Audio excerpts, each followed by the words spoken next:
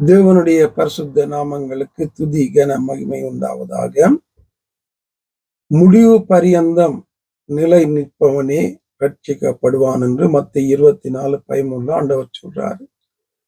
முடிவு பரியந்தம் நிலை நிற்பதற்கு, ரட்சிப்பில நிலை நிற்பதற்கு எங்களுடைய வாழ்க்கையில இருக்க வேண்டிய காரியங்களை வேதத்திலிருந்து கற்றுக்கொண்டு வருகிறோம். தொடர்ந்தும் மத்தேயு 25 32வது வசனத்திலிருந்து, அப்பொழுது சகல ஜனங்களும் அவருக்கு முன்பாக சேர்க்கப்படுவார்கள். மேய்ப்பனானவன் செம்மறியாடுகளையும் வெள்ளாடுகளையும் வெவ்வேறாக பிரிக்கிறது போல அவர்களை அவர் பிரித்து, நியாயத்திற்கு நாள்ல நடக்கிற காரியத்தை ஆண்டவர் சொல்றாரு.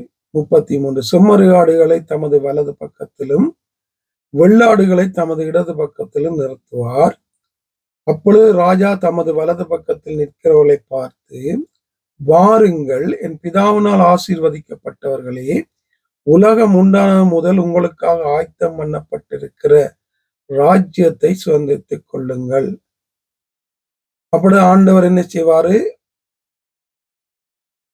வெள்ளாடுகளையும் செம்மறியாடுகளையும் 2 ஆக பிரிப்பாரு. செம்மறியாடுகளை தமது வலது பக்கத்திலையும் வெள்ளாடுகளை தமது இடது பக்கத்திலையும் நிறுத்துவாரு. நிறுத்தி இந்த வலது பக்கத்துல நிக்கிறவளை பார்த்து சொல்லுவாரு, உங்களுக்காக ஆயத்தம் பண்ணப்பட்டிருக்கிற இடத்துக்கு வாங்க என்று சொல்லுவாரு. அவர்கள் அங்கே அவர்களுக்காக அவரிடம் ஆயத்தம் படுத்தி வைத்திருக்கிறார். அங்கே அவருடைய ராஜ்யத்தில் அவர்களுக்கு இடம் உண்டாக்கி இருக்கிறார். அங்கே அவர்களை தன்னோடு கூட வைத்திருக்கிறார் என்பதற்கு காரணத்தை ஆண்டவர் கீழே சொல்றார். 35வது வலது பக்கத்துல இருக்கிற செம்மறியாடுகள் அங்கே அவருடைய ராஜ்யத்துக்கு அழைக்கப்பட்டவர்களுக்கு சொல்றாரு. நான் உங்களை தெரிஞ்சு கொண்டேன், உங்களை அழைச்சேன், என்னோடு கூட வாழுவதற்கு உங்களுக்கு ஒரு இடத்தை ஆயத்தப்படுத்தினேன்னு சொல்லிட்டு என்ன காரணம் என்பதை சொல்றாரு. 35வது, நான் பசியா இருந்தேன், எனக்கு போஜனம் கொடுத்தீங்க. தாகமா இருந்தேன், தாகத்தை தீர்த்தீங்க. அந்நியனா இருந்தேன், என்னை சேர்த்து கொண்டீங்க. வஸ்திரம் இல்லாத இருந்தேன், எனக்கு வஸ்திரம் கொடுத்தீர்கள். வியாதியா இருந்தேன், என்னை விசாரிக்க வந்தீர்கள்.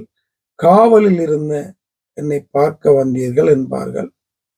அப்பொழுது நீதிமான்கள் வலது பக்கத்தில் இருக்கிற செம்மறி ஆடுகள் என்று சொல்லுகிறவர்கள் சொல்லுவார்கள் பிரதியுத்தரமாக, ஆண்டவரே, நாங்கள் எப்பொழுது உம்மை பசியுள்ளவராய் கண்டு உமக்கு போஜனம் கொடுத்தோம், உம்மை தாகமுள்ளவராய் கண்டு தாகத்தை தீர்த்தோம், அந்நியராய் கண்டு சேர்த்து கொண்டோம், வஸ்திரம் இல்லாதவராய் கண்டு வஸ்திரம் கொடுத்தோம், வியாதி உள்ளவராய் கண்டு உம்மை விசாரிக்க வந்தோம், காவல் இருக்க கண்டு உம்மிடத்தில் வந்தோம் என்பார்கள். அப்பொழுது ஆண்டவர் அவர்களுக்கு பிரதியுத்தரமாக சொல்லுவாரு. அதற்கு ராஜா பிரதியுத்தரமாக, மிகவும் சிறியவராயிருக்கிற என் சகோதரரான இவர்களில் ஒருவனுக்கு நீங்கள் இதை செய்தீர்களோ அதை எனக்கே செய்தீர் என்று மெய்யாகவே உங்களுக்கு சொல்லுகிறேன் என்றார். என்ன, நிகழ்கால ரட்சிப்புல வாழ்ந்து கொண்டிருக்கிற நாங்க பசியா இருக்கிறவங்களுக்கு போஜனம் கொடுக்க வேண்டும், தாகமாய் இருக்கிறவங்களுக்கு அவங்களுடைய தாகத்தை தீர்க்க வேண்டும், அந்நியராய் இருக்கிறவங்களை நாங்கள் சேர்த்து கொள்ள வேண்டும், வஸ்திரம் இல்லாத இருக்கிறவங்களுக்கு வஸ்திரம் கொடுக்க வேண்டும், வியாதியோடு பிரச்சனையோடு காவல்ல இருக்கிறவங்களை நாங்க விசாரிக்க வேண்டும், கவனிக்க வேண்டும். இதை ஆண்டவர் இந்த ரட்சிப்புல வாழுகிற எங்களுடைய வாழ்க்கையில இருக்க வேண்டும் என்று எதிர்பார்க்கிறார். இப்படி செய்தவனுக்குத்தான் அங்க பரலோகத்துல நித்தியத்துல ஒரு இடம் உண்டு என்று சொல்லுகிறார். நிகழ்ந்த ரட்சிப்புல வாழ்ந்து கொண்டிருக்கிற எங்களுடைய வாழ்க்கையில ஒவ்வொரு நாளும் இந்த காரியங்களுக்கு நாங்க முதலிடம் கொடுத்து இவைகளை எங்களுடைய வாழ்க்கையில நாங்க செய்கிறவர்களாக வாழ வேண்டும்.